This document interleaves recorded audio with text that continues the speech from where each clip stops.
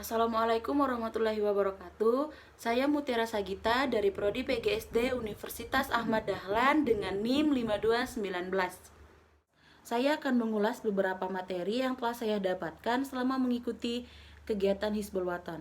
Materi yang pertama adalah mengenai pengertian dan sejarah Hizbul Wathan. Yang pertama, kepanduan. Kepanduan adalah proses pendidikan yang menyenangkan di bawah anggota dewan yang mana kegiatannya dilakukan di luar pendidikan keluarga dan di luar pendidikan sekolah yang menggunakan prinsip kepanduan dan metode kepanduan. Yang kedua, sifat kepanduan. Sifat kepanduan ada 3. Yang pertama, nasional adalah menjadikan warga negara yang berguna bagi negaranya. Lalu yang kedua, ada internasional adalah persaudaraan pandu tanpa mengenal batas negara. Yang ketiga, universal. Universal adalah tanpa memandang apapun daripada anggota pandu. Lalu ada fungsi pandu. Fungsi pandu yang pertama adalah kegiatan yang menarik bagi peserta didik, kewajiban dan pengabdian bagi anggota dewasa, dan yang ketiga adalah sebagai alat bagi perserikatan dan masyarakat. Lalu ada anggota. Anggota di sini terdiri dari 2, yaitu anggota muda dan anggota dewasa, yang mana anggota muda terdiri dari 3.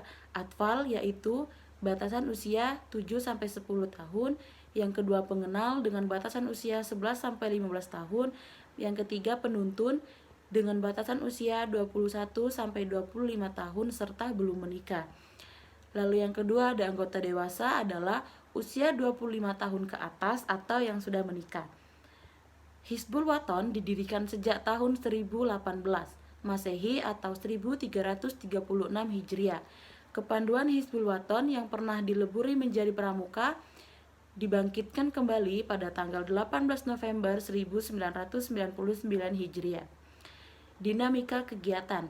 Yang pertama adalah kebangkitan Hizbul Wathan didirikan kembali di Yogyakarta dan berkantor di tempat kedudukan pusat Persyarikatan Muhammadiyah.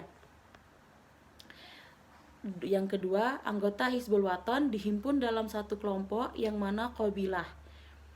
Yang ketiga, Hizbul Wathan dapat berdiri di seluruh wilayah Indonesia. Lalu yang keempat, kegiatan.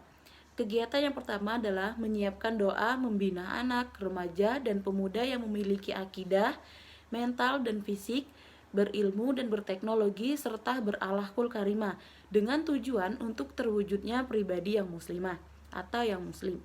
Yang kedua, melaksanakan kegiatan secara luas atau bisa disebut di kegiatan di luar ruangan dengan materi menyesuaikan dengan usia peserta didik.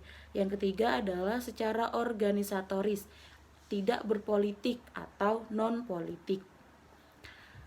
Kepanduan di dunia diciptakan oleh Baden-Powell pada tahun 1907 di Inggris.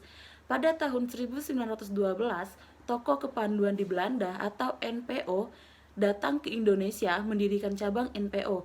Pada tahun 1914 berubah nama menjadi NIPV. Pada tahun 1916, Sri Paduka Mangkunegara VII di Surakarta mendirikan Kepanduan JPO atau Javan Spander Organization yang disusul dengan Pangeran Surobroto dari Kasunan dengan Kepanduan Taruna Kembang. Pada tahun 1918, Ki Haji Ahmad Dahlan didampingi Mulyadi Joyo Martono sepulang dari pengajian Sidik Amanah Tabligh Patonah di alun-alun Mangkunegara melihat gabungan NIBU, JPO, dan Taruna Kembang dengan Kepres nomor 238 tahun 1961 tentang lahirnya pramuka serta organisasi kepanduan untuk meleburkan diri ke dalam gerakan pramuka.